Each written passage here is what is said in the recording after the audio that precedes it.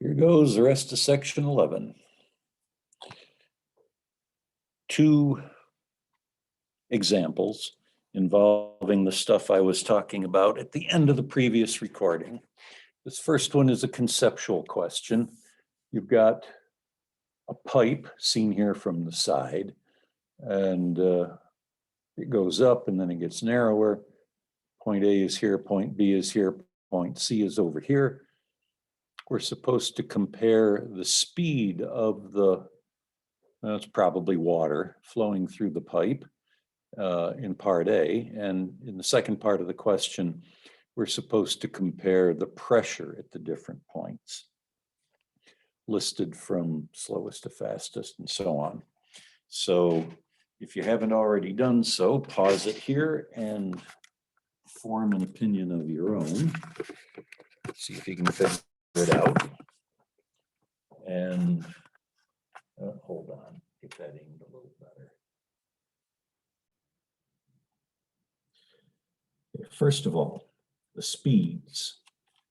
The basic idea is that where the cross-sectional area goes down, the speed goes up.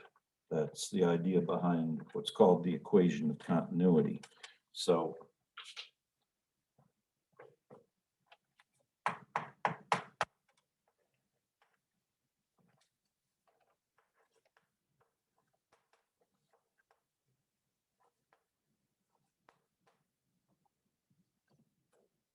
A times V is constant. A is the cross-sectional area of the pipe. V is the speed of the fluid. And the idea with this is you put your thumb over the end of the hose and it makes the water squirt through there faster. If the area goes down, the speed goes up in order to still multiply out to the same thing. Any differences in height don't matter to this. It's just strictly the speed in the area. So VA is equal to VB because the size of the pipe, the diameter, which would go along with the cross-sectional area, it's the same size pipe in both places, so it's the same speed.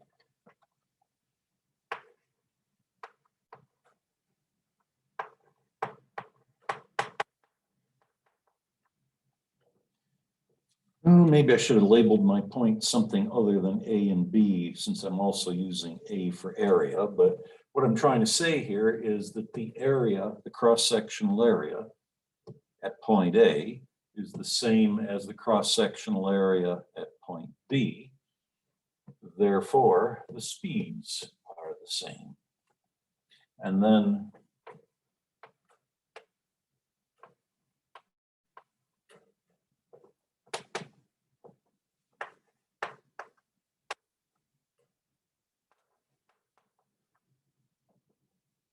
at point C, the pipe gets smaller.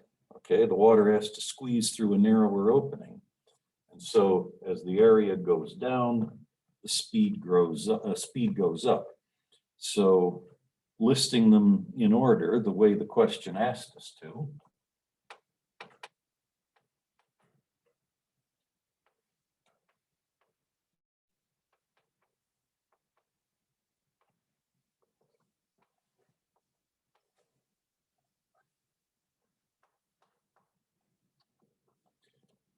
speed at point A is equal to the speed at point B.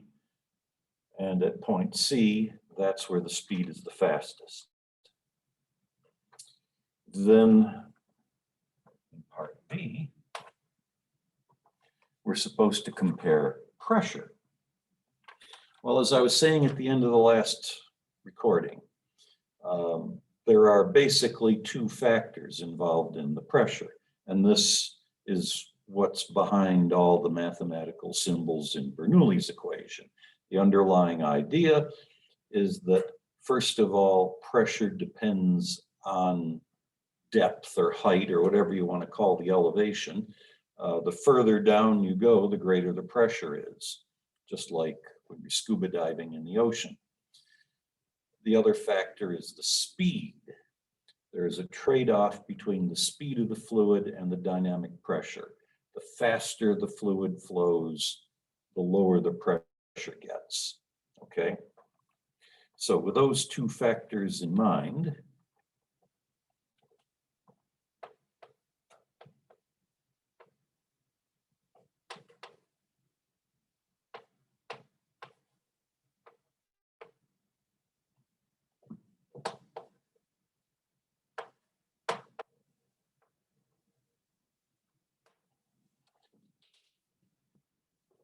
as it says further up here, back in part A, there is no difference in speed between points A and B. So any difference in pressure would be entirely a matter of the depth. Well, point B is higher than point A, therefore point B will have less pressure than point A. And then when you compare B and C, there's no difference in elevation between those points. So the depth or elevation, however you want to look at that, it doesn't matter when you're comparing B and C because that's the same, but there's this difference in speed.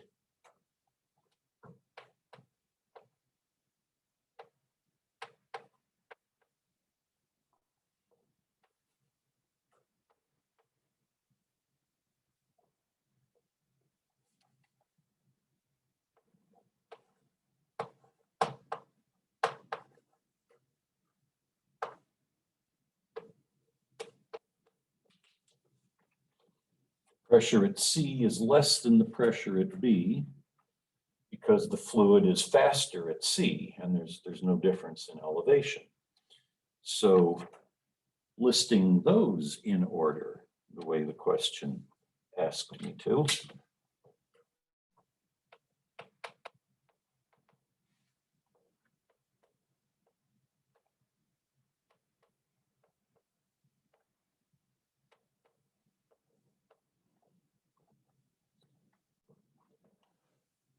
Going from lowest to highest, C is less than B, B is less than A. So it would, listing them in order from lowest to highest, it would go like that. Well, then there's number 2, which is a quantitative problem full of numbers. Let me give you another look at that one. If you haven't already tried this yourself, pause it here and do that. We've got point 1 here, point 2 there, and there's some water or something like that flowing through a pipe. Between these 2 points, they differ in elevation, they differ in cross-sectional area, and it asks for 2 things. We know all about what's going on over here at point 1. We want the speed and the pressure here at point 2. And this is very similar to the one that I did on the bottom of the previous page. You have to use the equation of continuity to get the speed. Once you know the speed, you can use Bernoulli's equation to get the pressure. And details go like this.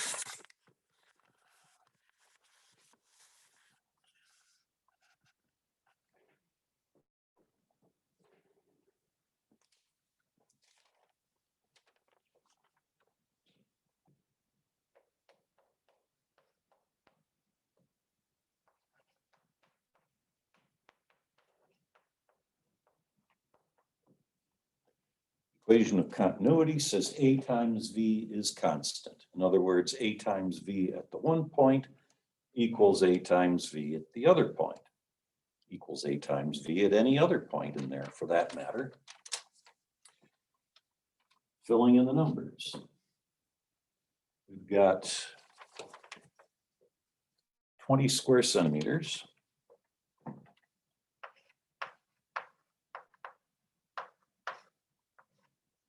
Times V1, which is 1.5 meters per second.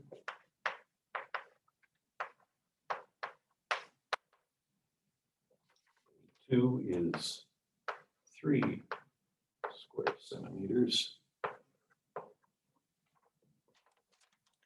When in doubt, convert to standard units. It's not always necessary, but it's never wrong.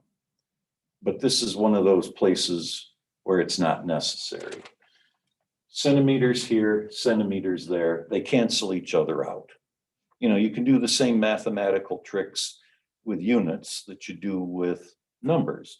If I divide both sides of this equation by centimeters, square centimeters actually, centimeters squared over centimeters squared cancels out in both places. All that matters is that these are the same. They could be in square inches and it would still be fine. All that matters is that it's a 20-to-3 ratio. So converting to square meters would have been harmless, but not necessary in this case.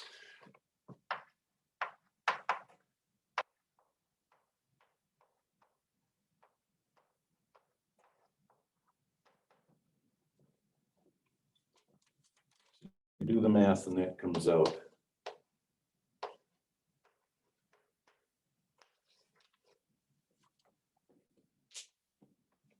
Since the unit that didn't get canceled out was meters per second, this comes out in meters per second. And comes out exactly 10. So that's one of the two answers the question asked for. Bernoulli's equation is a little longer than the equation of continuity. This is a good example of why it's a good idea to give students a formula sheet for a course like this one.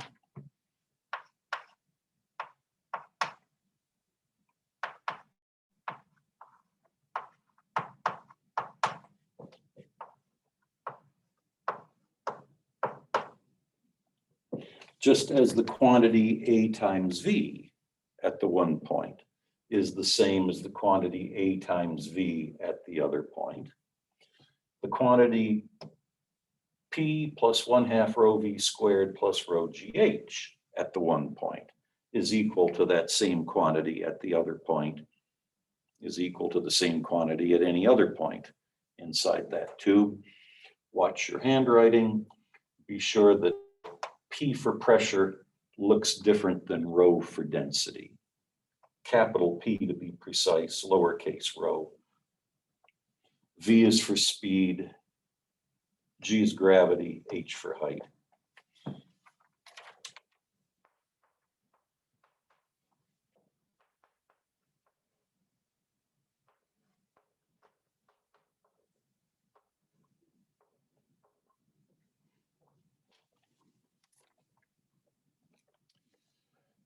In the example that I did,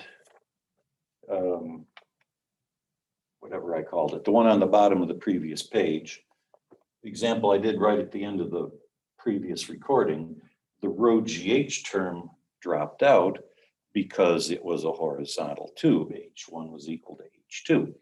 In this problem here, the heights are not equal, so they don't drop out.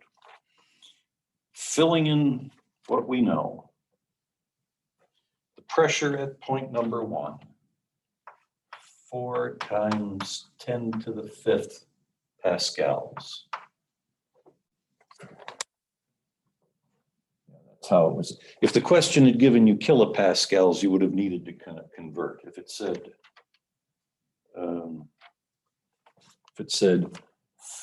400 kilopascals, you'd have to convert to 400,000 pascals. The density of water in kilograms per cubic meter. And if you don't remember, you can look this up.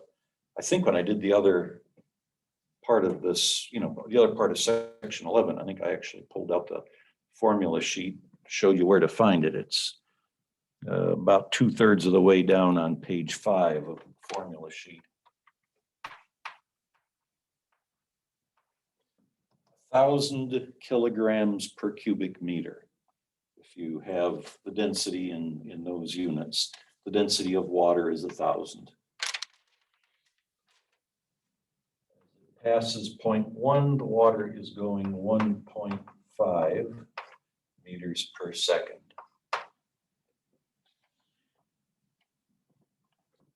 Rho GH, we need the density of water again. G is 9.8. Point 1 is 6 meters higher than point 2. So H1 will be 6 meters and H2 will be 0.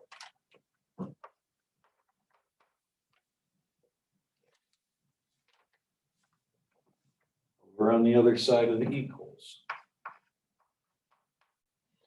pressure at point 2 is the unknown that I'm looking for. That times, or no, I'm getting ahead of myself. 1/2 times the density of water, and the speed at point 2 is the 10 that I just figured out a minute ago. Rho GH2, H2 is 0. So therefore 0 times those other numbers is 0. Okay, so that's the setup. If you want to see the details of the number crunching, it goes like this.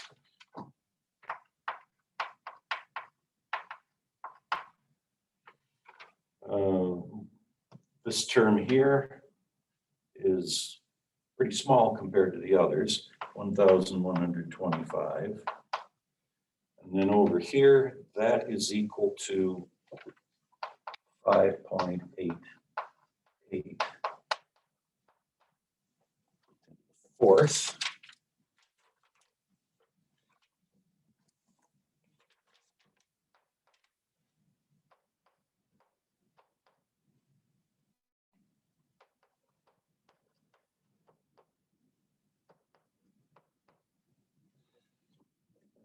One half times 1,000 times 10 squared is 5 times 10 to the 4th power. So you add these three numbers together, you subtract that one from it.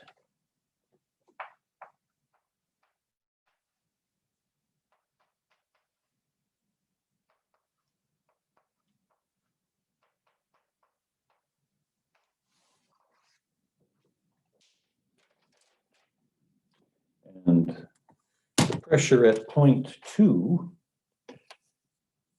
doesn't actually come out an awful lot different than what you had at point 1.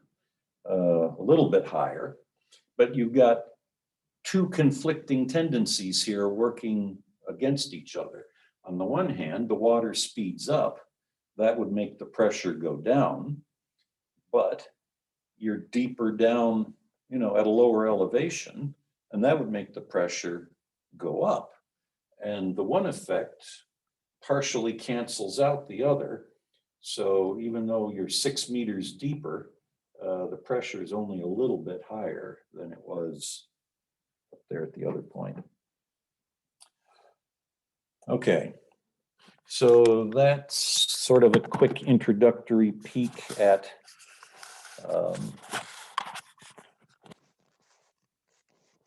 hydrodynamics, moving fluids.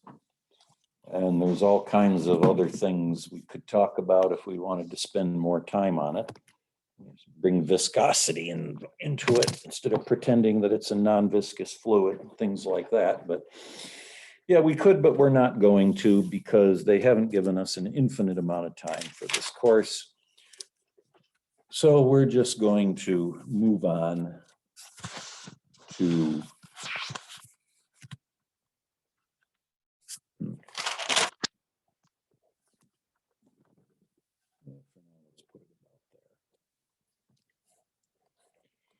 hydrostatics.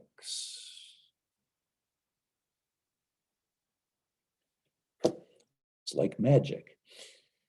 Wave my hand and it comes into focus. So having already introduced Bernoulli's equation, all I have to do to cover the static case, fluids at rest, is just to say there's that kinetic energy term in Bernoulli's equation, 1/2 rho v squared. If the fluid is not moving, V equals 0. and that term will be gone. So it becomes pressure plus 0 plus rho GH. And well, for one thing, you can use that to see how pressure varies with depth in a static fluid, not too much different than doing it in a flowing fluid. But also, let's notice something else. If you have a fluid enclosed in some sort of, well, some sort of enclosed system, such as the brakes in your car, for example. If a fluid is out in the open, like just, a glass of water sitting on your kitchen table, if you press on that finger, on that fluid, all you get is a wet finger. The surface is open to the atmosphere, and so you're going to have atmospheric pressure there no matter what you do. But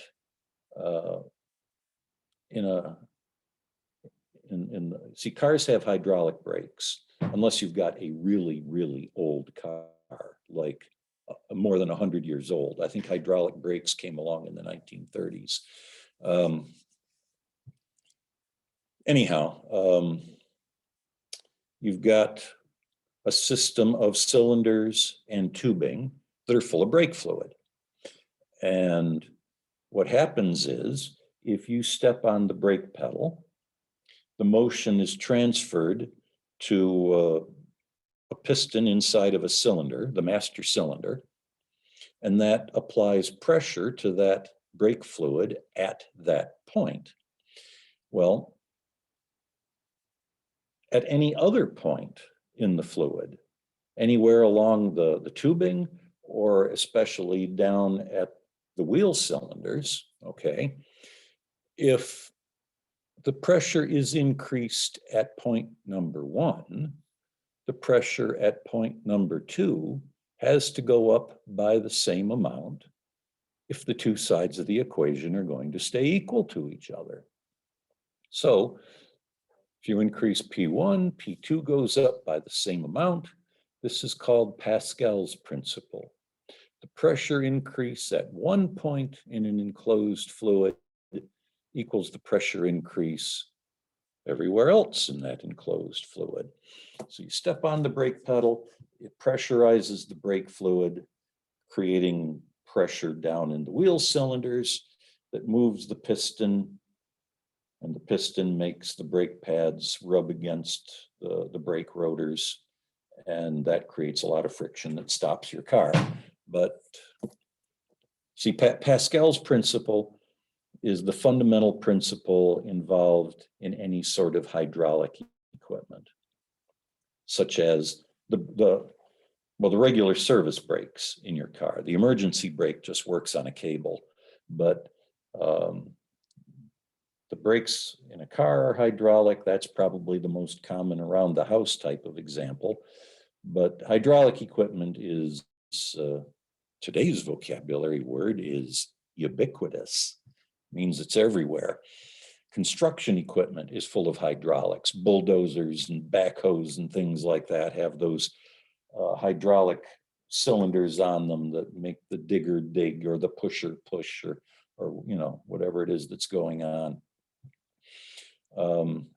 If you want a more warm and fuzzy type of example, instead of stamping out things in steel plants, or lifting the gates in dams or things like that, we were on vacation a number of years ago in Vermont, back when the kids were still young enough that they were living at home. And one of the stops we made was at the Vermont teddy bear factory. The first step in making a teddy bear is you have to cut a teddy bear shaped piece out of some fabric. And the way they do that is they put like 10 or 12 layers of fabric on a table, all nice and neat, so there's no wrinkles in it. And they've got this thing that's kind of like a cookie cutter, only, very sharp. It's the shape of a teddy bear. And there's a hydraulic cylinder that pushes that cutter down through the fabric. And that's how they cut out the teddy bears. And then, they have to give them to people then that stitch the front and the back together and put the stuffing in and all of that. But anyhow, hydraulic equipment is used for all kinds of things, and it's all based on Pascal's principle. Hydraulic equipment works on a fluid under pressure.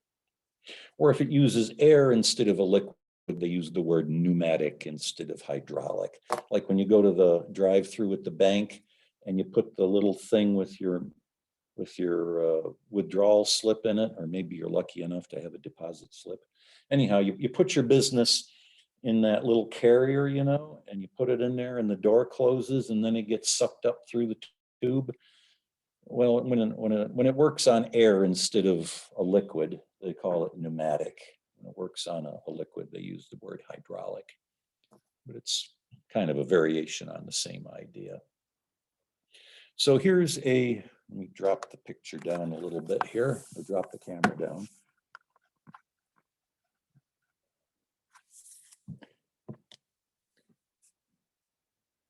Here's a simplified version of a hydraulic press.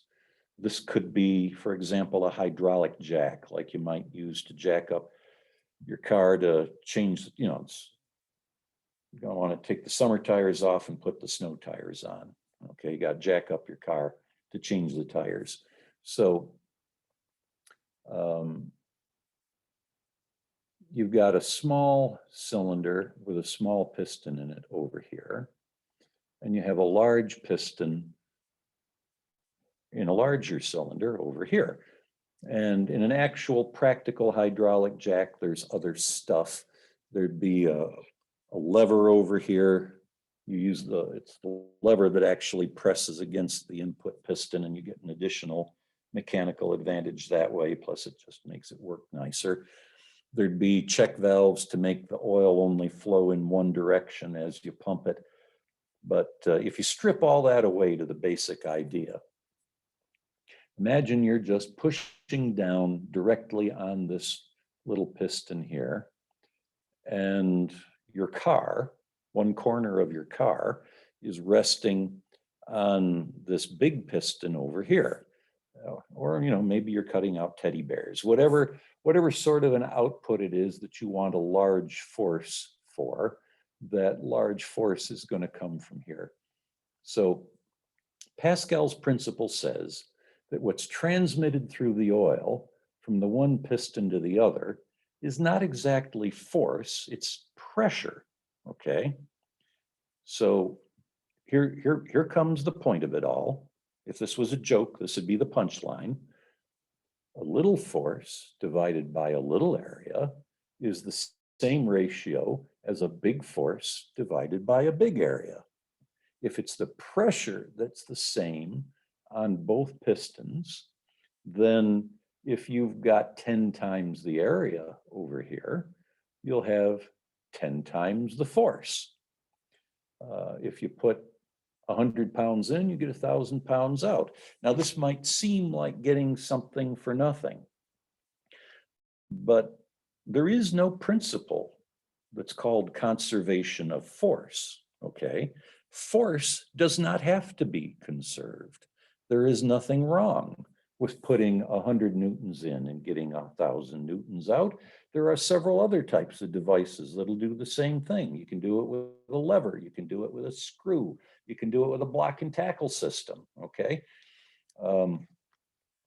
There's probably even others that if I thought about it another minute, I would come up. A wedge, you can do the same sort of thing with a wedge. Force doesn't have to be conserved. What does have to be conserved is energy, and you don't get any more work out than what you put in. If you've ever jacked up a car, whether it's with a hydraulic jack or the scissors jack that comes with it, maybe you noticed that your hand moves a great distance while the car goes up so little you can hardly see it. Same thing here. As this little piston moves downward, it only displaces a small amount of oil. As that little bit of oil flows in behind this big piston, it only lifts it a small amount. So you've got 10 times the force over here, but this piston only moves 1/10 as far. Work is force times distance. Big force or little force times a big distance, big force times a little distance. You don't get any more work out than what you put in. Conservation of energy is satisfied. You do multiply the force, and force doesn't have to be conserved.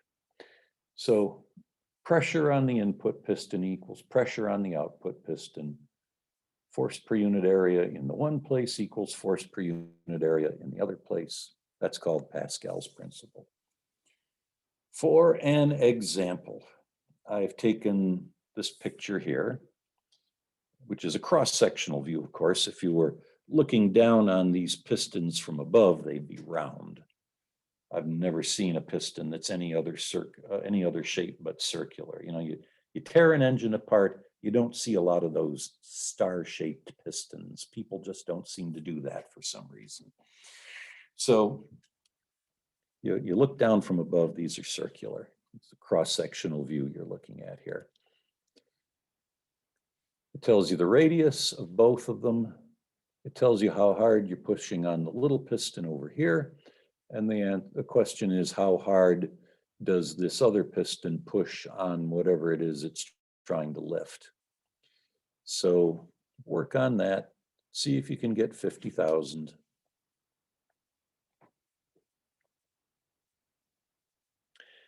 And if you need a hint, hopefully you paused it and worked on it.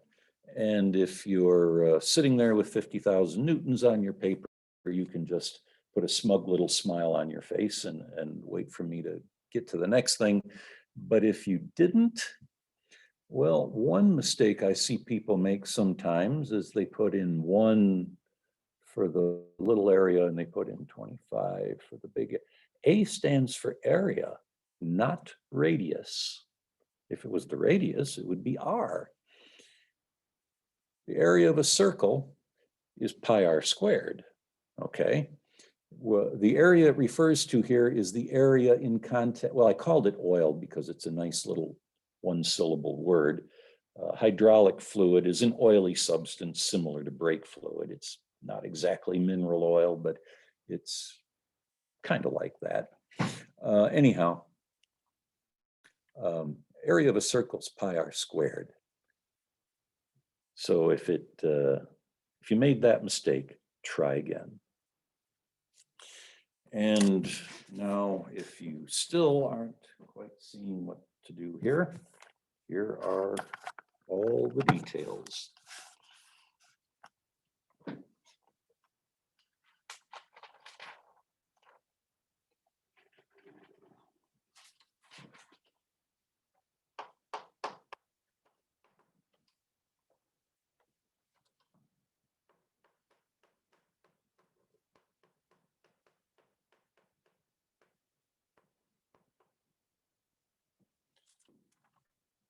Pressure on the input piston equals pressure on the output piston, where pressure is force per unit area. It's the force, the force that the oil pushes on the piston with, the force that the piston pushes on the load with, same thing. It's this output force that we're trying to calculate. So to solve for FO, I would multiply both sides by AO.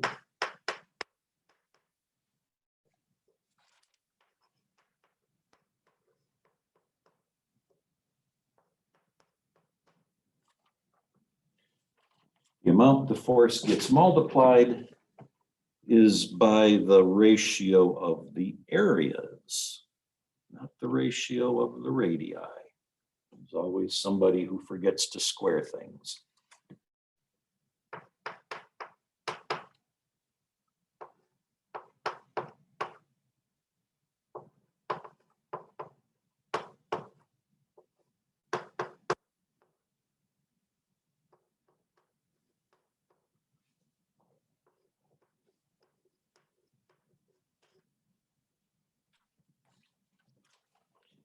And you've probably heard me say more than once already, that you can put in the numbers first and then do the algebra, or you can do the algebra first and then put in the numbers, and you'll get the same answer either way.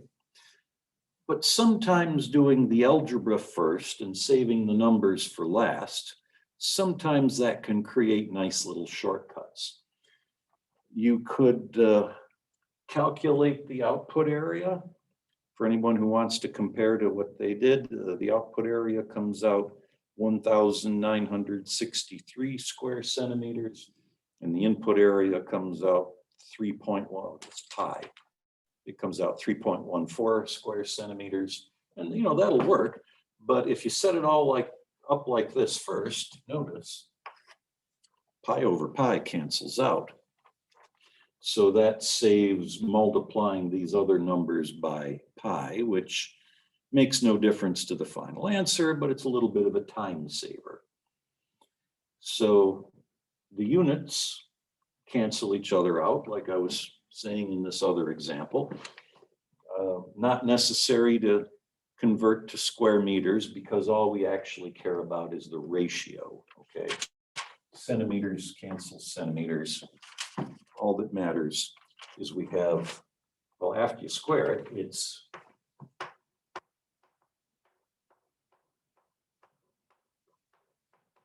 a ratio of 625 to 1. The force you get out is 625 times as big.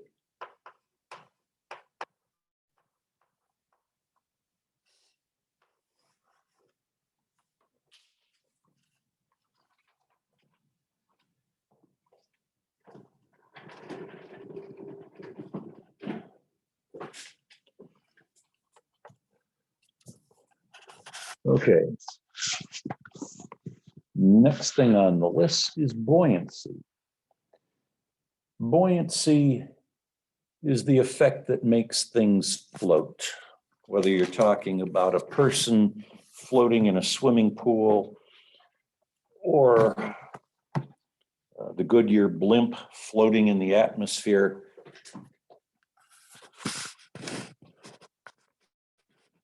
both are supported by buoyant forces. And where buoyant forces come from is, as I've already mentioned more than once, pressure increases with depth. So point this someplace where I can draw pictures. Let's say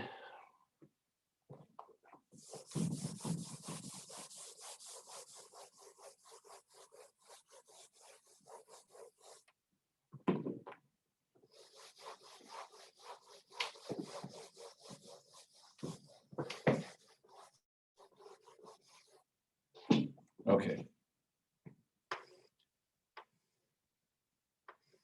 Let's say this is some sort of an object that's underwater. There's the surface of the swimming pool there, okay? Now, the water pressure around this object pushes on it. The water above it pushes down, the water below it pushes up, the water on the sides pushes horizontally. Well, horizontally, things balance. The force on the right side is exactly equal to the force on the left side, equal magnitudes, opposite directions. So they have no effect. But I think I got a dose of chalk dust. Since pressure increases with depth, and since the bottom of this thing is deeper into the water than the top is, the force of the water pressure pushing down on the top is going to be less than the force with which the water pushes back up on the bottom. And therefore, excuse me, therefore you get a net upward force on an object immersed in any kind of a fluid, whether it's water or it's a smaller effect with air, because air is not as dense as water, but there's a buoyant force for being immersed in air also. That's what holds up a helium balloon, for example. So the resultant of these two forces, if you put that one and that one together, you have a net upward force, which might be about that big. I'm going to call it B for buoyant force. So just how large is that buoyant force? How many newtons is it? Well, let's look at it this way. What if this object that I'm talking about here, which by the way,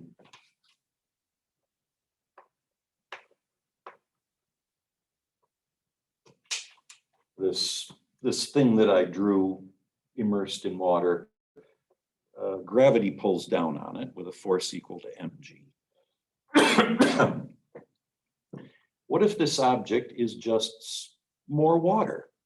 What if I'm talking about a chunk of water surrounded by more water? Well, water doesn't float in water. Water doesn't sink in water. So this thing will be in equilibrium. It'll just hang there in the middle of the swimming pool without going up or down. It'll be in equilibrium.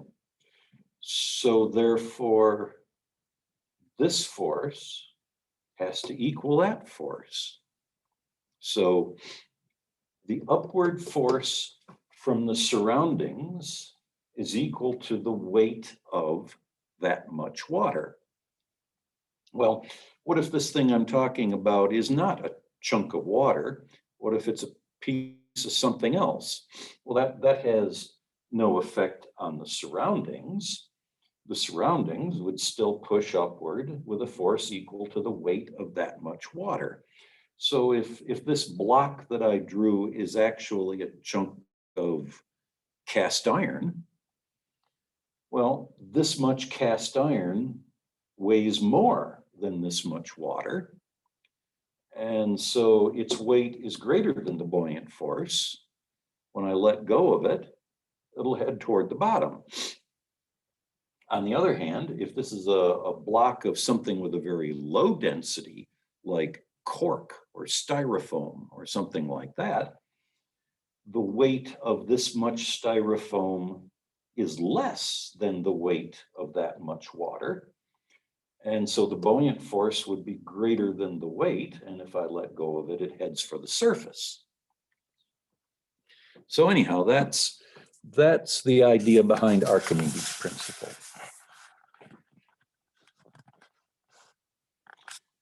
An object, I'm right here. An object immersed in a fluid feels an upward force due to the fact that pressure increases with depth. Pressure on the bottom is more than the pressure on the top. And as I just explained, this buoyant force from the surrounding fluid is equal to the weight of the displaced fluid.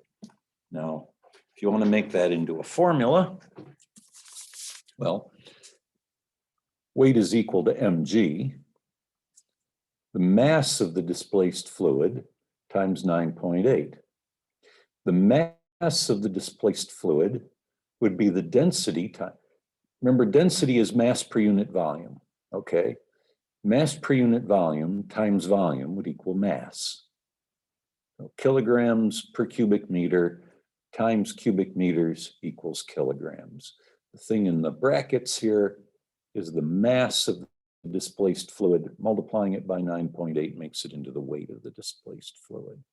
So rho VG, but people say, if you give people a problem where they know both the density of the fluid and the density of the thing that you've thrown into the fluid, the block of granite in the swimming pool or whatever,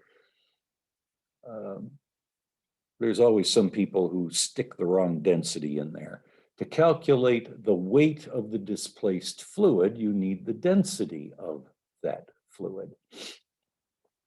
And to calculate the weight of the displaced fluid, you need the amount of volume being displaced. So I'm going to do an example, and then you're going to look at a couple of questions, and then we're going to turn the page. So for the first one, we've got a helium balloon, and it gives the volume. This 19 newtons is the helium plus the surrounding rubber. Okay, the balloon plus the helium. Put it all together, 19 newtons. This is a little bigger than the kind of balloon you're going to get at a, a fireman's carnival or something like that. This is probably, 19 newtons, you're looking at something like more than 4 pounds there. So it's a little too small to be a weather balloon, but a little too big to be a party balloon. Well, whatever it is, it weighs 19 newtons when it's filled.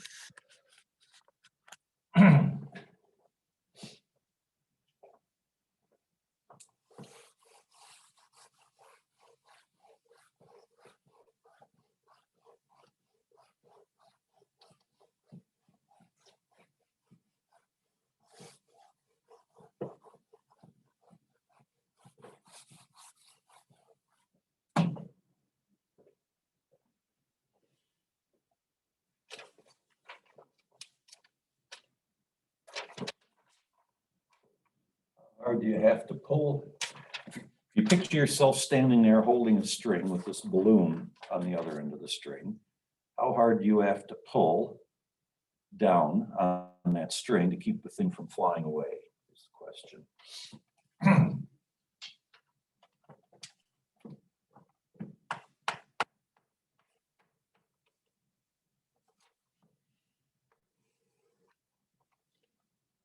Anytime it's a problem involving forces, you want to start with a picture.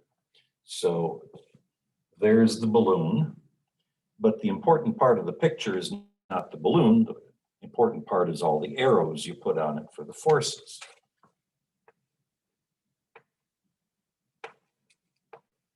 The weight of the balloon, 19 newtons. Also, there's the string on the balloon that you're pulling.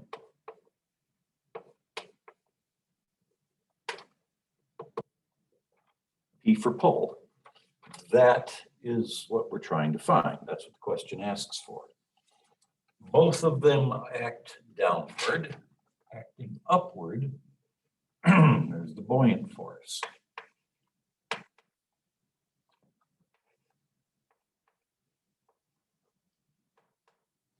Density times volume times gravitational acceleration. Rho is the density of the displaced fluid. Having this balloon here pushes some air out of the way. It's the density of air, not the density of helium that you want to be putting in there.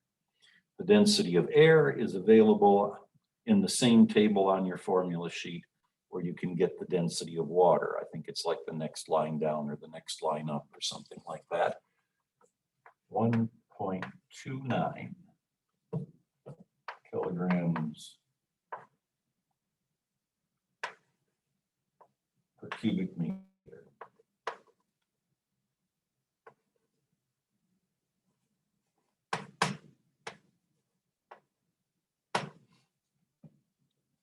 The displaced fluid in this case is air.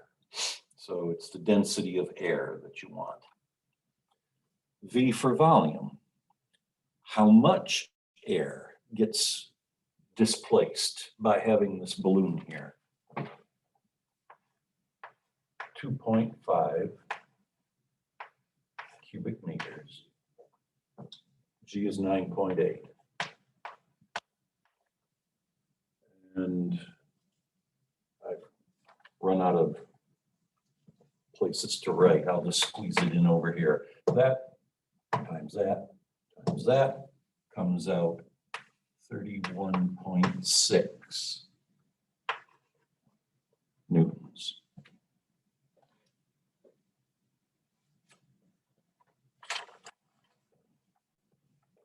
Summation of the forces in the y direction is equal to 0 because the balloon is in equilibrium. You're just holding it there. It's not going anywhere. It's not accelerating. The buoyant force is upward. So that one's positive, 31.6. These other two are downward, so they get minus signs.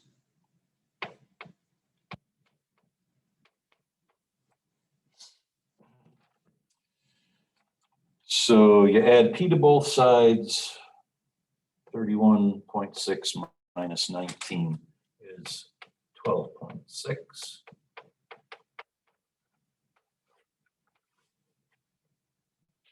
That's the answer. That's how hard you're pulling the string to hold the balloon in place.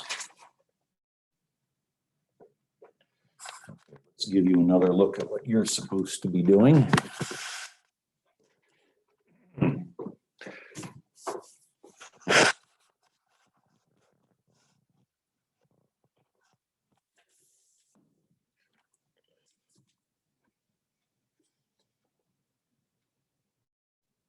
We have no idea why that works, but it does. Number 4. You've got a rock. It gives you the volume of the rock and what it weighs. Now, even weighing it on dry land, the rock will be supported by a little bit of a buoyant force equal to the weight of the displaced air. But that'll be so small compared to the actual weight of the rock that, for things as dense as rocks, you can usually ignore the buoyancy unless you're working to like a whole lot of decimal places. So this would be the actual gravitational force on the rock. You have some sort of a scale that'll work underwater. You set the rock on it. The question is, what does it read? Well, if you need a hint on, well, maybe I should give you a chance to do it without any hint. But if you want the hint, here comes the hint. A scale does not, like a bathroom scale, does not actually read the force of gravity. What the scale actually tells you is how hard it's being pushed against. If you stand on a scale and somebody comes up behind you, wraps their arms around your middle and starts lifting upward, the harder they lift, the lower the numbers on the scale are going to get. Now, you aren't really losing any weight, but you're being partially supported by your friend, and the scale only knows how hard your feet are pushing against it. Well, if you weigh the rock underwater, it's like the buoyant force is an invisible friend. It's lifting up on you, or in this case, the rock. It's lifting up on the rock, making the scale read less than it would without any sort of buoyancy acting. So what you're actually trying to calculate here is the normal force from the surface of the scale. Okay, the normal force between the rock and the scale, that's what the scale actually reads. So see if you can do it now.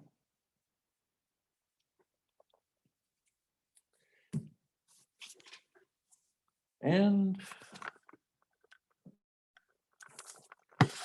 here's the part where I write it all out.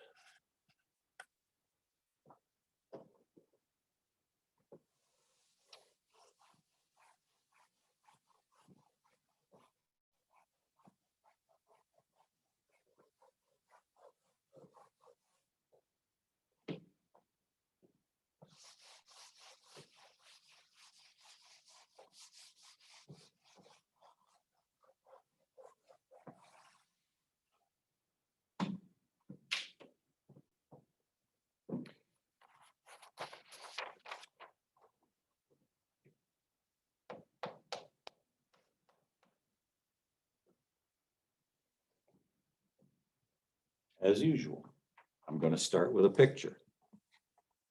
The equation comes from the picture.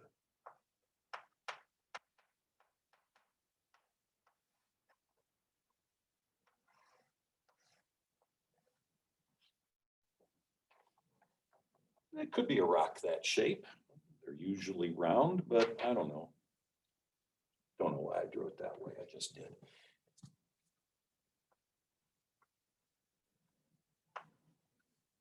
The normal force is, well, that's the scale pushing up on the rock, and that's equal to the rock pushing down on the scale. Those would be an action-reaction pair. And that's what the scale reads.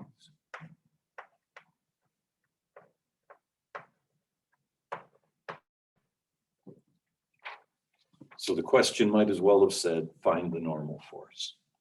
Other forces?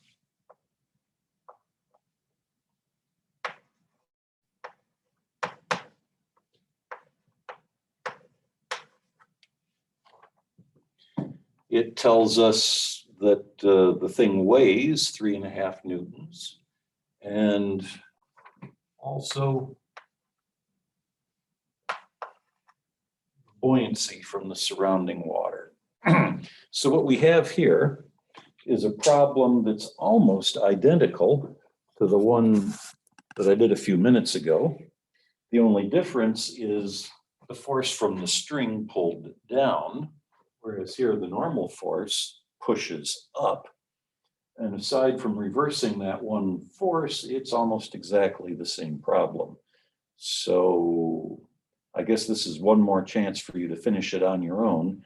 If that's the clue you needed to, you just need to imitate what I did over here. But to finish this off,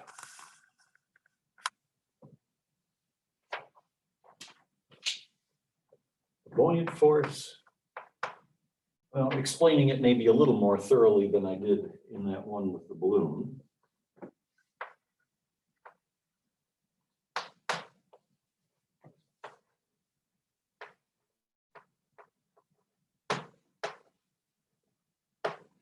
The buoyant force equals the weight of the displaced water, which would be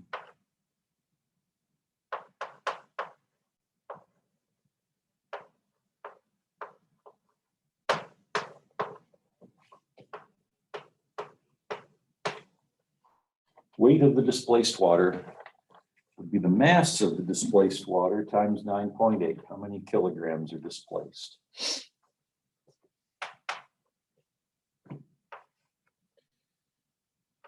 You can look up the density of water, and it's 1,000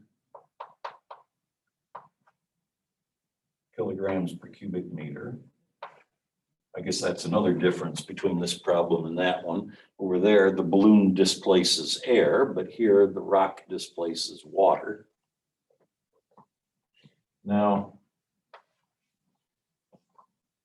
it tells you the rock has a volume of 100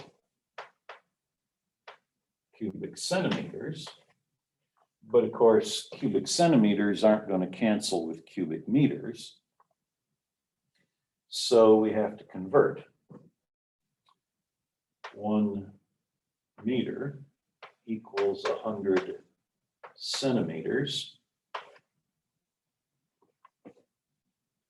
But centimeters does not cancel with cubic centimeters. I did another example like this not too long ago. That one involved square centimeters and square meters. Similar idea here. If you move the decimal just 2 places, that's going to be wrong. There are 1,000,000 cubic centimeters in a cubic meter, okay? So you have to raise this to the 3rd power. So you've got cubic centimeters to cancel with cubic centimeters. And that tells you you need to move the decimal 6 places, not 2.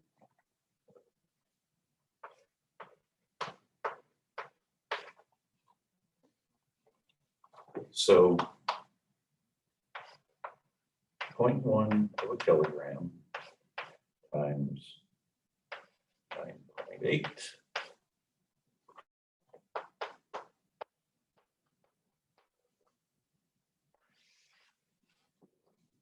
Buoyant force is just under a Newton, but that's not what the question asked for. That's just an intermediate result. It's a sort of a milepost along the way to the answer. So that's the buoyant force. Now that I've got a number for that, summation forces in the y direction is equal to 0 because the rock is remaining at rest.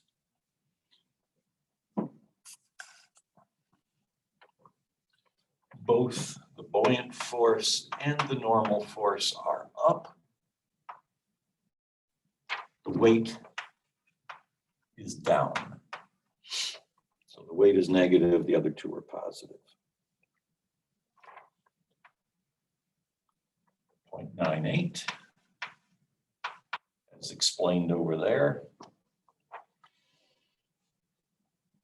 Normal force is my unknown.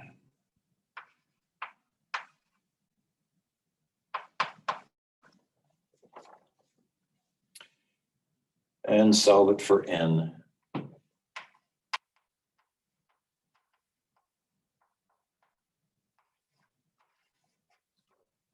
That's the answer.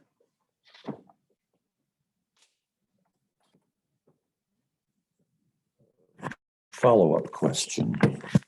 Same situation. Well, a modified version of that situation, not exactly the same.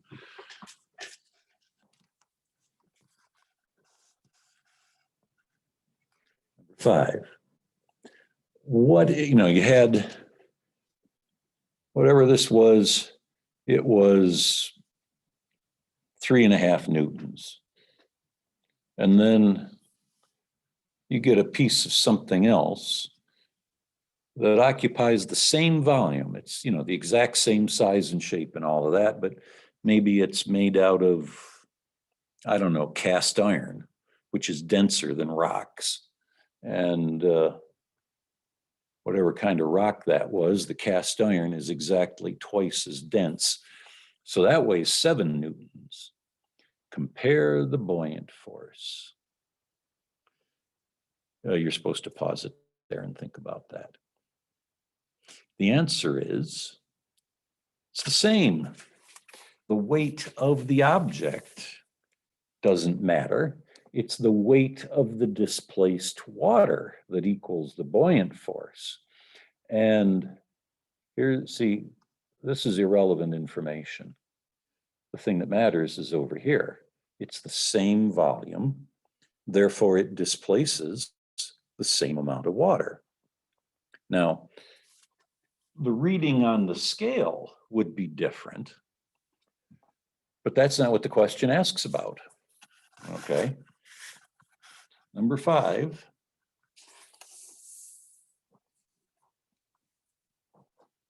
Number 5 doesn't say what does the scale read. Number 5 says, what's the buoyant force going to be now?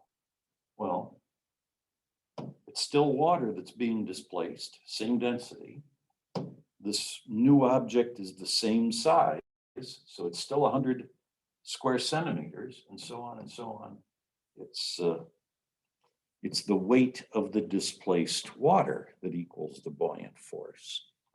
Not, that doesn't have anything to do with the weight of the object that did the displacing.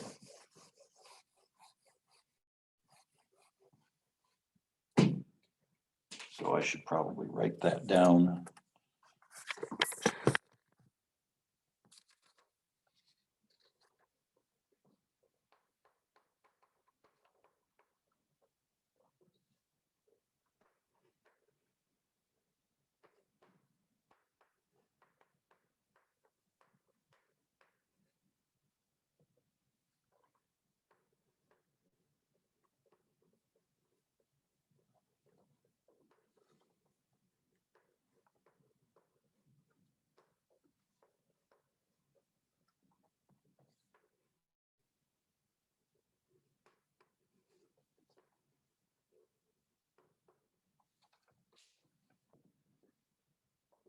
Same. The buoyant force will still be 0.98 of a Newton because the same volume displaces the same amount of water. Turn the page.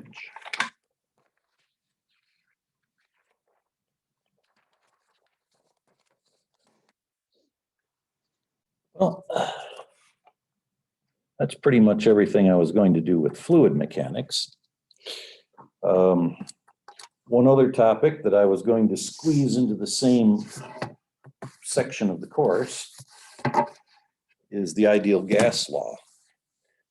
Some of you may have taken a chemistry class and seen it there. This is one of those topics where the chemists think it's chemistry and the physicists think it's physics, and we both cover it just in case you haven't taken the other course.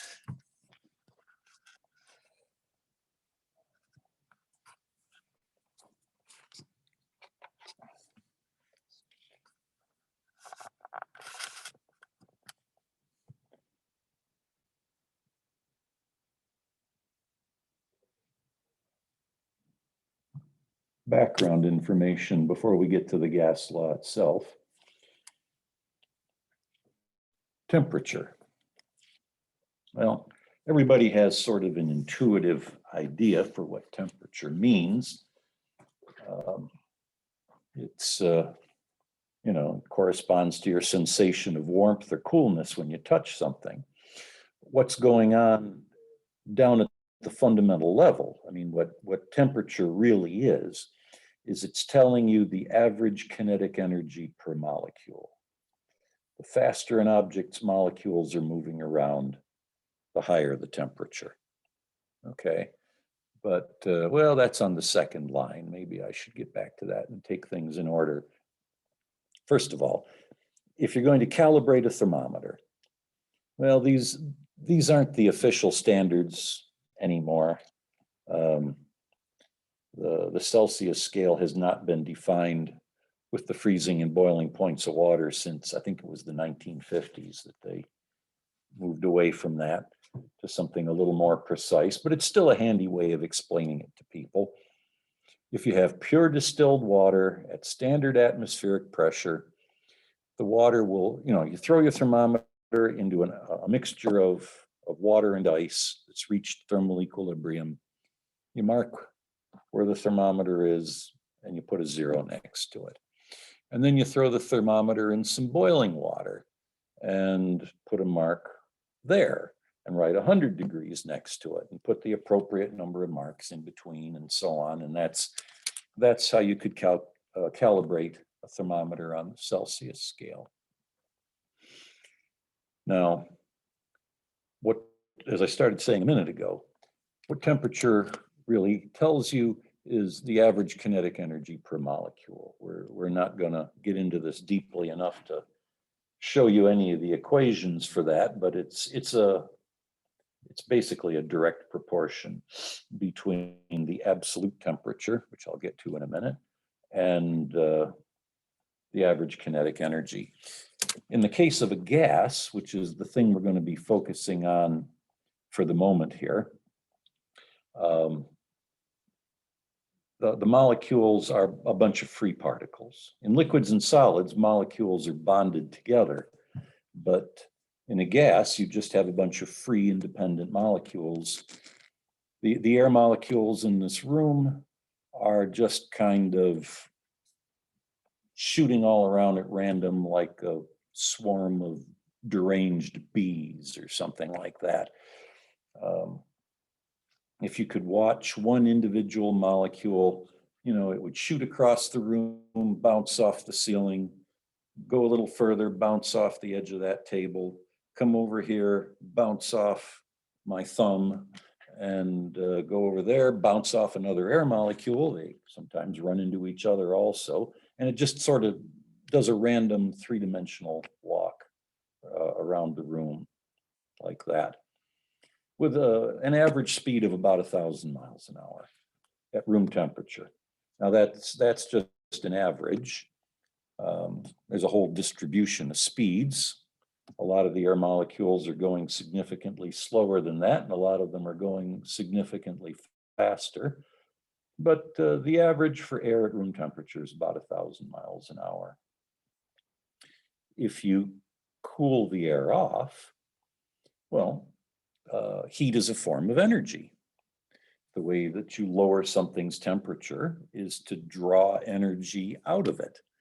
And where is that energy coming from? It comes from the kinetic energy of the molecules.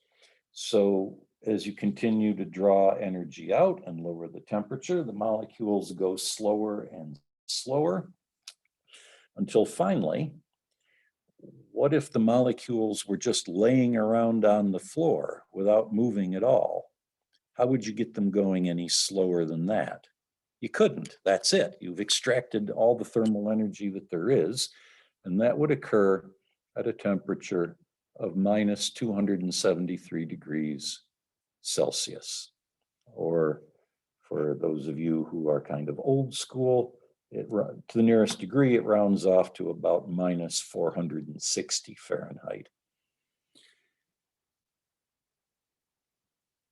That minimum possible temperature is called absolute zero. The Kelvin temperature scale uses the same size degree that the Celsius scale does. If you had two thermometers laid next to each other, one was Celsius, one was Kelvin, the marks would be the same distance apart.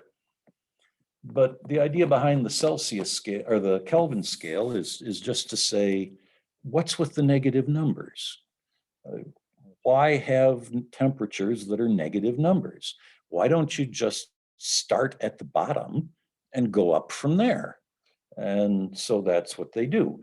0 kelvins, supposedly it is now obsolete terminology to say 0 degrees Kelvin. They changed that 25 or 30 years ago, even though some of us still do it sometimes. But technically, you're supposed to say 0 kelvins now instead of 0 degrees Kelvin. Anyhow, 0 degrees is at absolute zero. And then you go up from there using the same size degree you would have on the Celsius scale. So for example, freezing to boiling is still a difference of 100 degrees.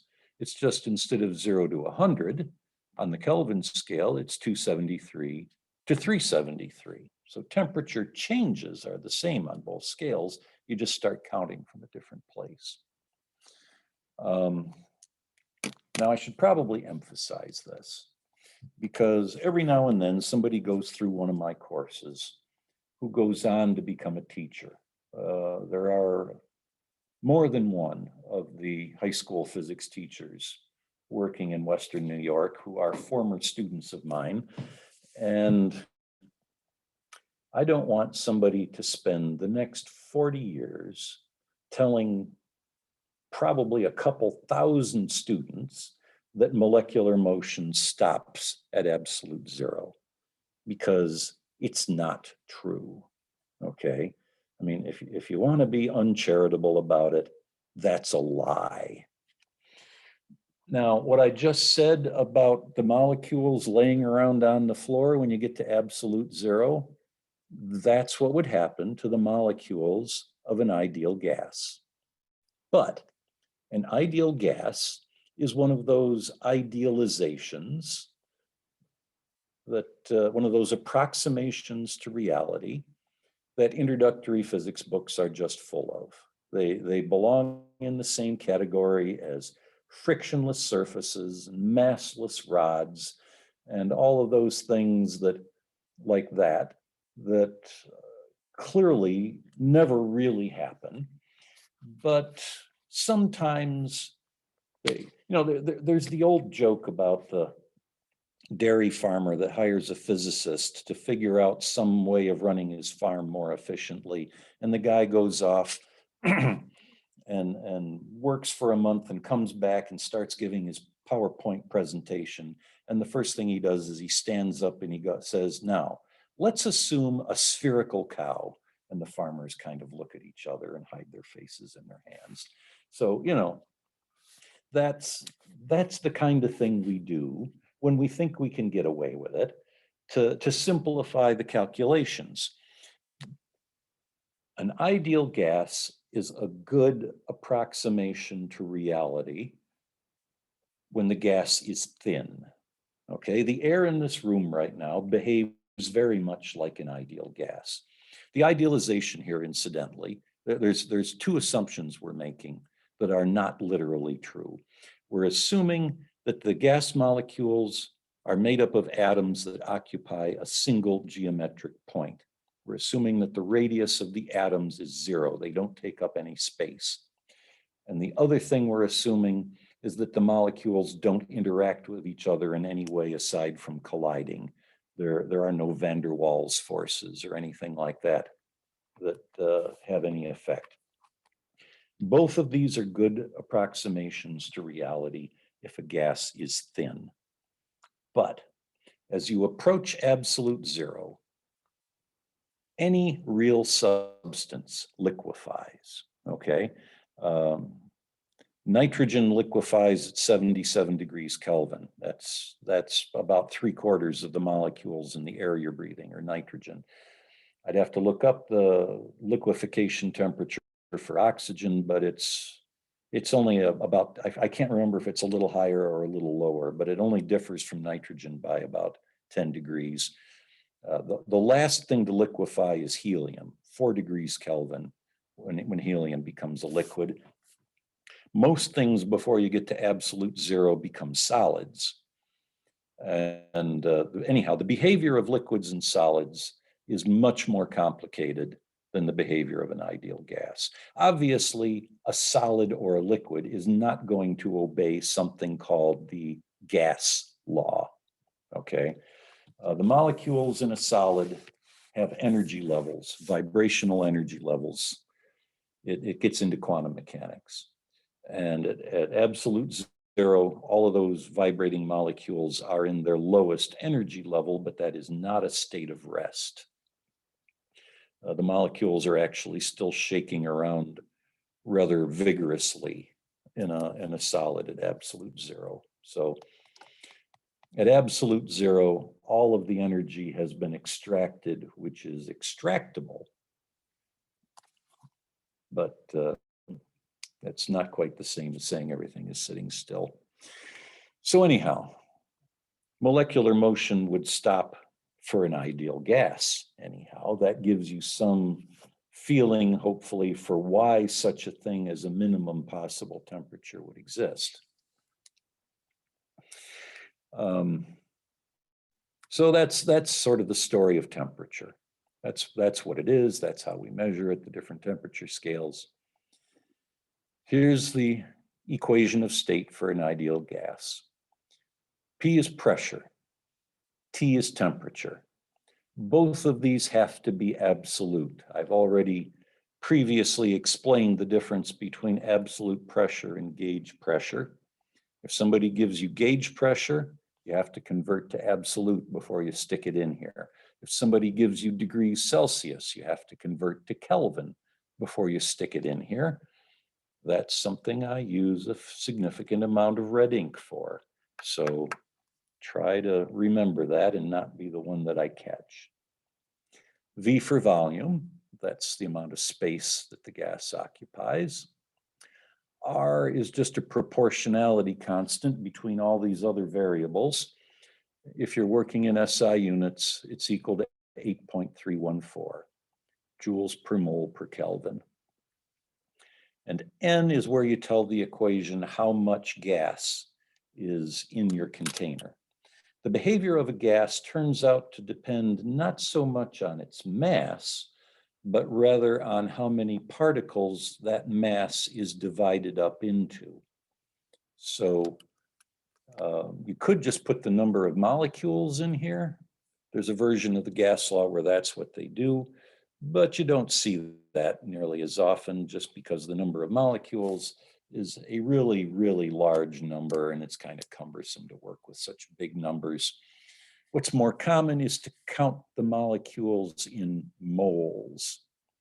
The word mole means 6.02 times 10 to the 23rd in exactly the same sense that the word dozen means 12.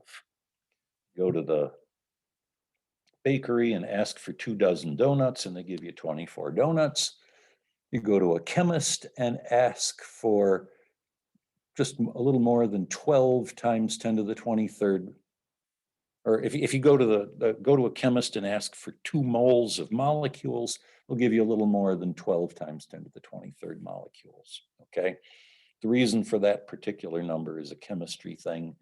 And so if you want to know why that number, take chemistry, and I imagine they'll explain it to you. Okay. So I'm going to do an example, and then you're going to do a couple of examples, and then that'll be the end of this section.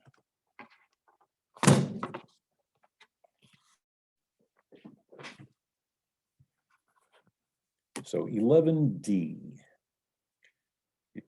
It's a cold winter night, -7 Celsius. That would be somewhere, I think, in the low 20s for a Fahrenheit temperature. And then 38 degrees Celsius could be a warm summer day. That's like 90 or 95 degrees Fahrenheit or something like that, I believe.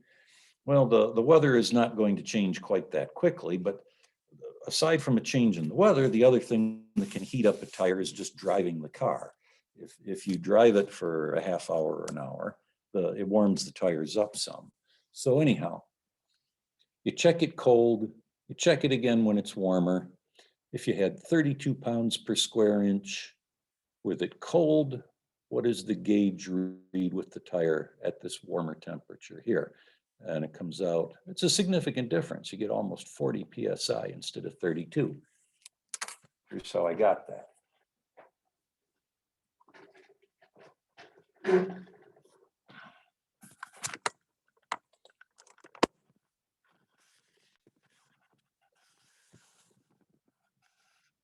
Once again, you have to sit there and drum your fingers while I erase the blackboard, but I try to make these recordings as much as possible like being in a real class.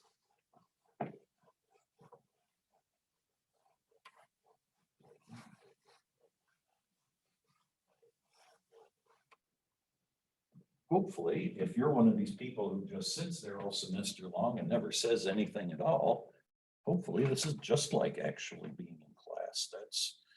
That's my goal. And if you do have something to say, contact me. Send me an email or arrange some time to, for a phone call or something. Anyhow, I was calling this one 11D, I guess.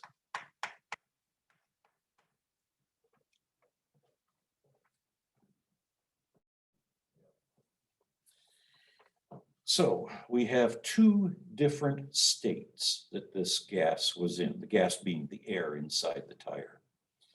The original state and the final state. Each of those 2 states obeys the equation of state, PV equals nRT. So P1 times V equals nR times T1, and P2 times V equals nR times T2. I don't need a subscript on the volume because it does not change.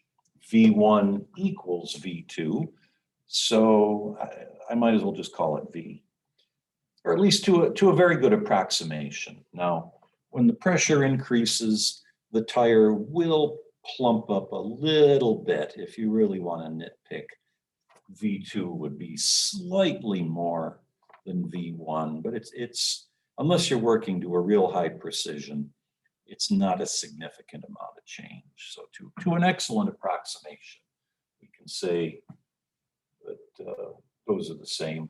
Likewise, no need for a subscript on N. N would only change if the tire leaks, or if you stop somewhere and put some air in, that would give us an N1 and an N2.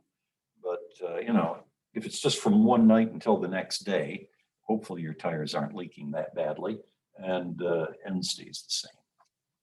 So we have to put these 2 equations together and solve for the thing we want to know. And there's different ways of working your way through the algebra, which are equally valid, maybe even equally easy. The way I'm going to do it looks like this.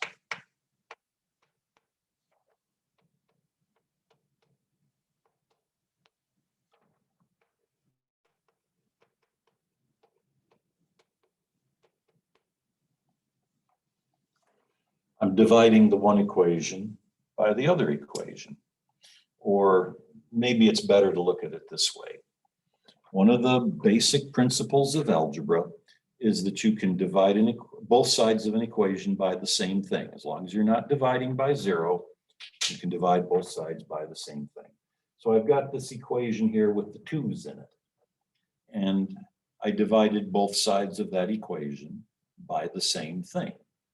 Because it says here that P1V is the same thing as NR times T1. So if I divide by that there, and if I divide by that there, I'm dividing both sides by the same thing. And the reason I wanted to do that is because V over V equals 1, N over N equals 1, R over R equals 1. A whole bunch of stuff that I don't want to deal with just goes away. So it's P2 that I'm trying to calculate here. If I multiply both sides by P1,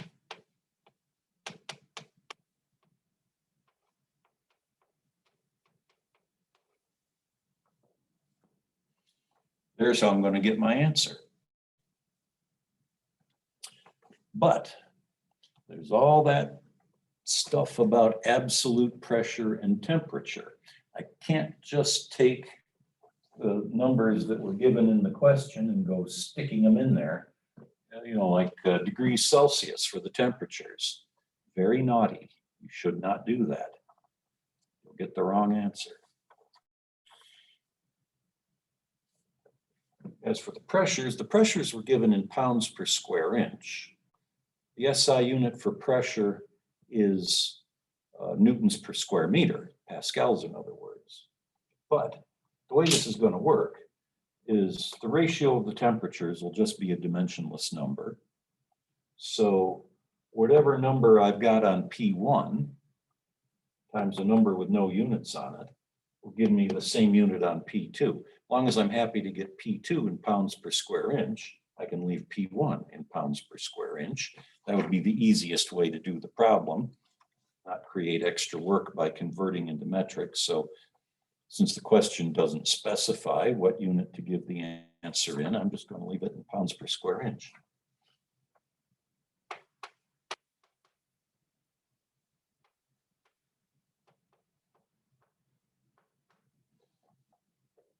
So the original pressure inside the tire, 32 PSI, pounds per square inch. But that's the gauge pressure because the way the question is phrased says the gauge reads 32. That's a pretty strong clue that that's a gauge pressure. And you have to have absolute. You have to count all the pressure that's there, not just the part of the pressure that's above atmospheric. Atmospheric pressure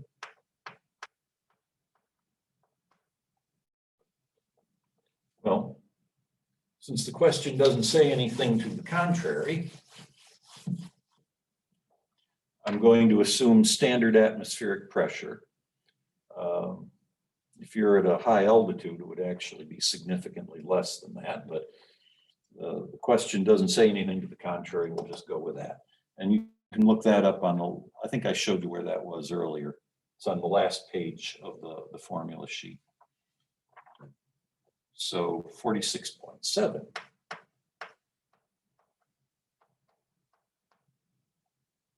Absolute.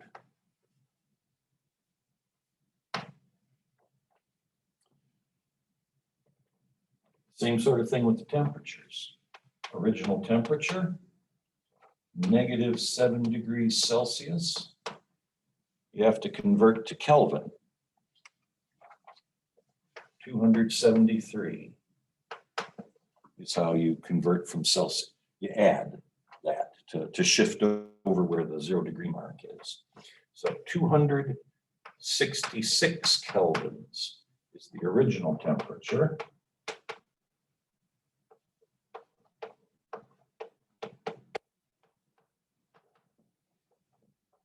Same treatment for the final temperature. Add 273 and it's 311 kelvins.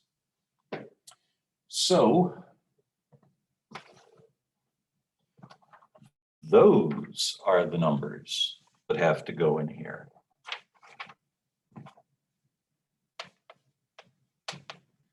Original pressure, 46.7. And 311 over 266. 54.6. That's in pounds per square inch. But that's the absolute pressure. If the question just said, find the final pressure, I guess you could leave it there like that. But the way it's phrased, it says, what will the gauge read? Well, the gauge reads gauge pressure. You have to convert back.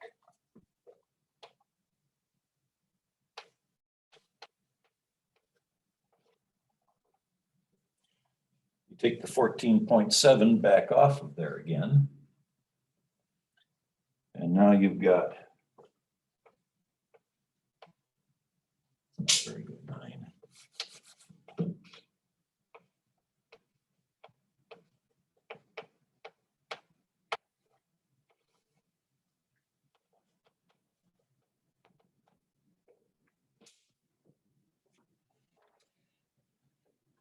And if you're sitting there wondering, well, gee, if I just hadn't converted to absolute, and if, you converted into absolute and then converted back out, what if I just left it alone in the first place? Go ahead and try it, see what happens. You're not going to get the same answer. You have to convert to absolute and back. Okay. Number 6. A couple of short answer questions. Think about those for a moment, and then I'll go over them.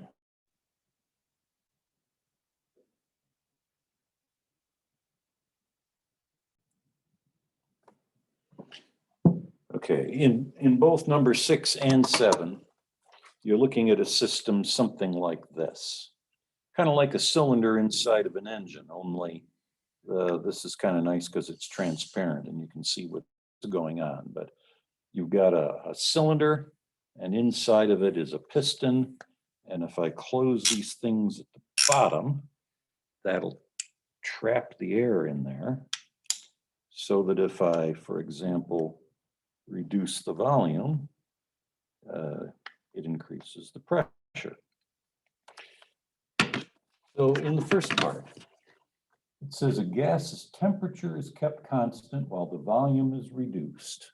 So that's just what I was just showing you. I keep the thing at room temperature, and while I do that, I squash it by pushing the piston inward. What happens to the pressure? Well, the answer is that the pressure goes up, and here's how you would figure that out.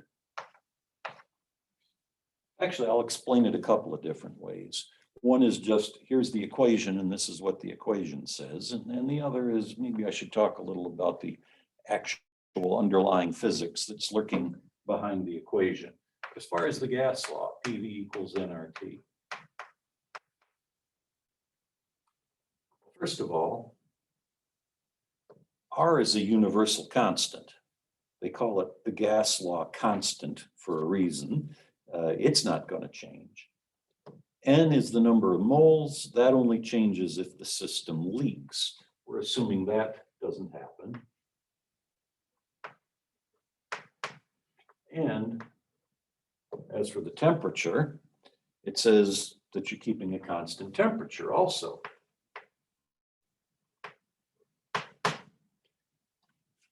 So in this particular question, the gas law simplifies down to just simply P times V equals a constant. All three of these things that we're multiplying together never change. So P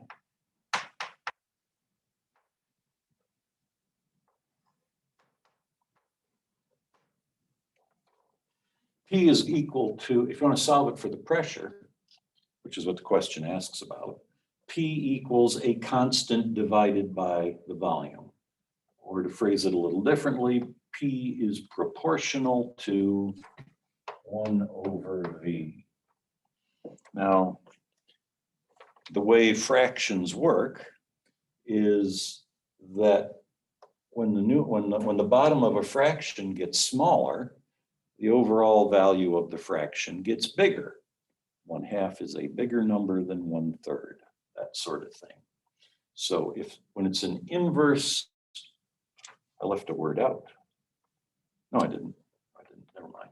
When it's an inverse proportion like this, when P is proportional to 1 over V, that means, if the one gets smaller, the other gets bigger. So P goes up, P increases.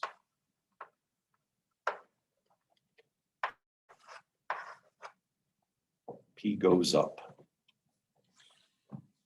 Thinking of it just in terms of the underlying, what's going on, where the gas pressure comes from is bombardment by the gas molecules, okay?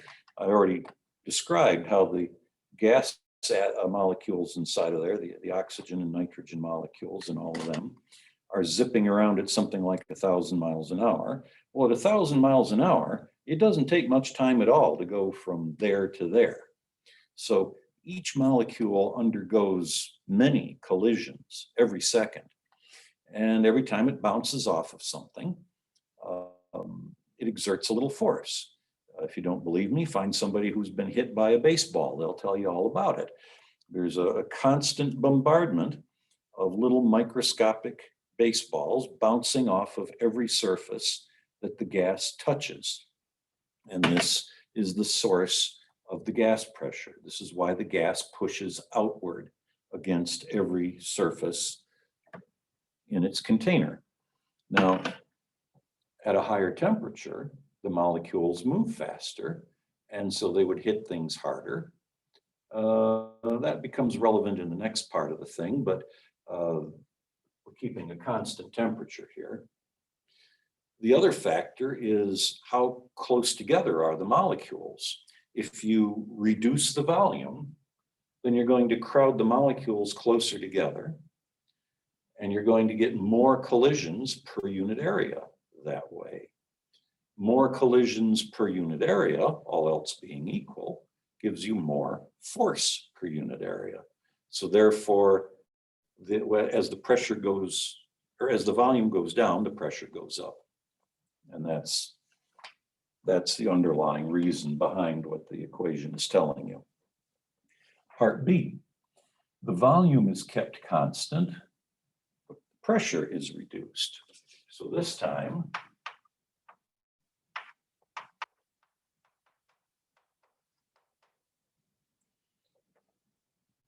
we've got, again, N and R are constant.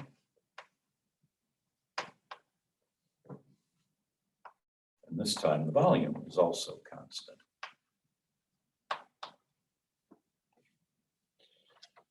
So instead of an inverse proportion like I had in part A, this is a direct proportion. Twice the temperature would give you twice the pressure, that sort of thing.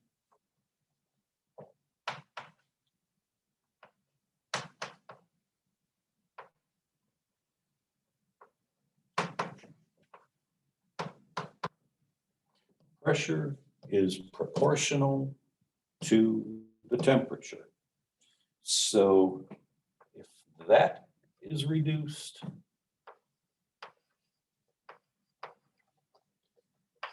then that goes down too.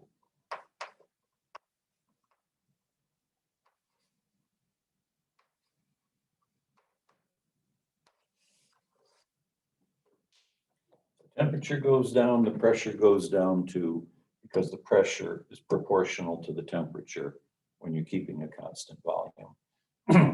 And what's going on there is what I was saying a moment ago about at a lower temperature, the molecules move slower. If they move slower, they don't hit as hard. If you're keeping the same volume, you'll have the same number of collisions per unit area, but if the individual collisions aren't as hard, you don't get as much force from them. The force per unit area will be less. Okay. Section 11 tends to run a little bit on the long side. I quite often find myself having to rush a little bit with this last example, but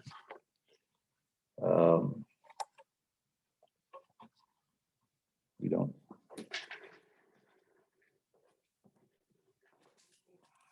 have that situation with everything pre-recorded like this. So take as much time as you need to work on this. Once again, you've got something kind of like this, a gas that's inside of a cylinder fitted with a piston, a diesel engine this time. The crankshaft turns around. As it does so, it pushes the piston upward, compressing the gas to 1/20th of its original volume. Find the final temperature.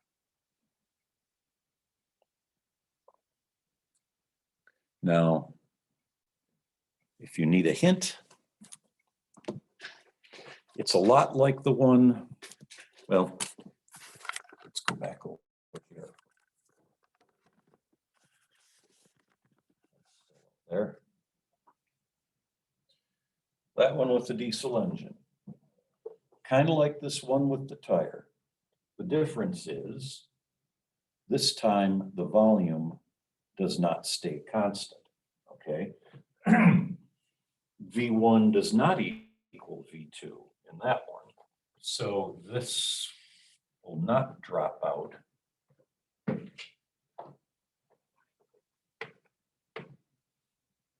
You'll have something like that instead. The other thing that might kind of throw you is I didn't fill anything, I didn't give you any specific numbers for the initial and final volume. I just told you that the final is 1/20th of the original. Well, if you just fill in that V2 is V1 over 20, V1 over V1 is going to cancel out. And so it doesn't matter what the volumes are. All that matters is the ratio, the 20-to-1 ratio, or 1-to-20, depending on how you want to look at it. So see if you can do it having been told that.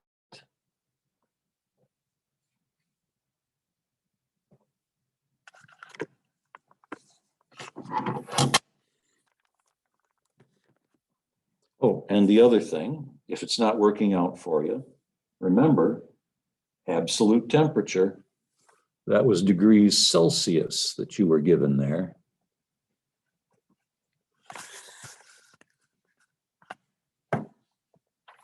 Okay.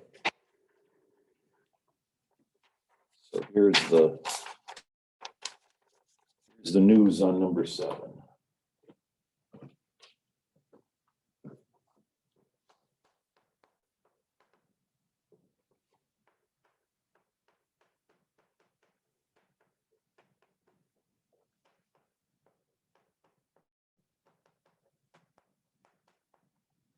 So once again, write PV equals nRT for both states, the initial state and the final state.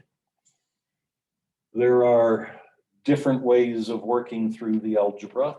You can divide the one equation by the other like I did over there, or for an alternative, I guess I could say, just to show you something a little different that isn't really significantly harder.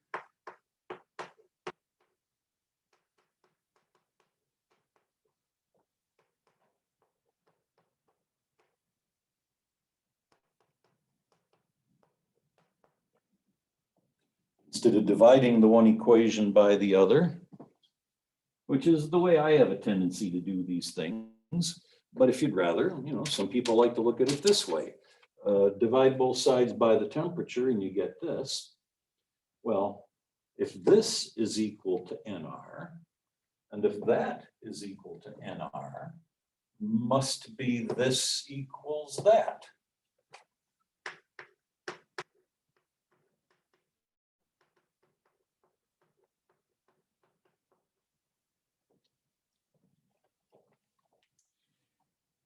And then, I don't know, I think it comes out a little longer doing it this way than the way I did the one with the tire, but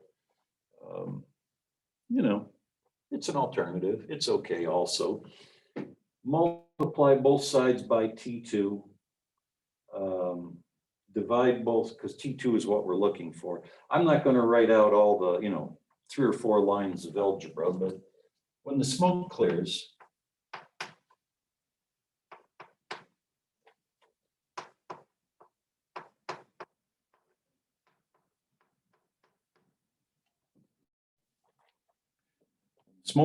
after you've gone through all the algebra to solve this for T2, it looks like this. Multiply both sides by T2, multiply both sides by T1, divide both sides by P1 and V1, and after you've done all that, here's what you have. Fill in the numbers. For the initial temperature, 20 degrees Celsius equals 293 kelvins. That's 20 plus 273. And then the pressure.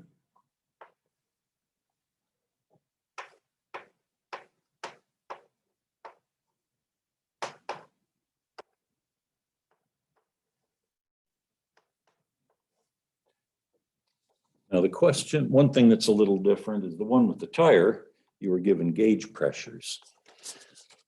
This one here says 66.3 absolute. That's already absolute pressure. You don't have to convert. Likewise, 1 atmosphere is the atmospheric pressure in that's absolute also. If it was gauge pressure, atmospheric pressure would be 0. So those are already absolute pressures. I don't have to do anything to them. The SI unit for pressure is a Pascal, but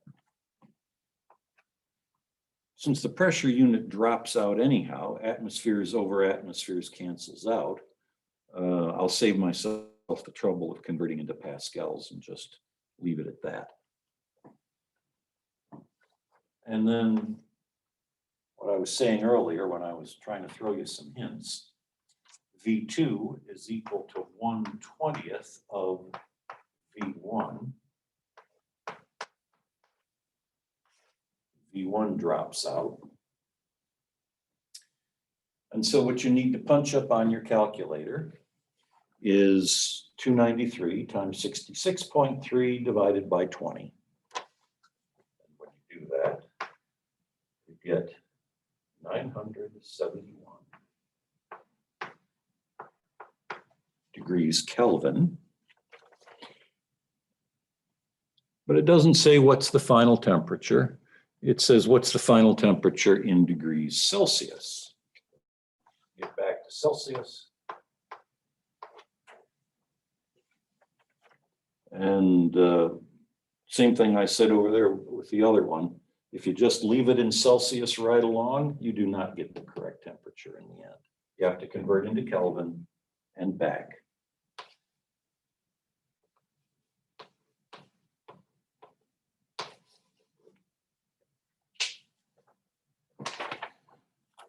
That's, what is that? Something like 1100 or 1200 degrees Fahrenheit or so. It's red hot. It's hot enough that, like it says at the very bottom of the page here, this is why diesel engines don't need spark plugs. They get the fuel air mixture hot enough to begin burning just by compressing it. Okay, the compression ratio of a diesel engine is at least double or more what you have in a gasoline engine. And all that, a gasoline engine might be 10-to-1, maybe 12-to-1 for a real high performance engine. 4-to-1 if you are into antiques and have a Model T Ford.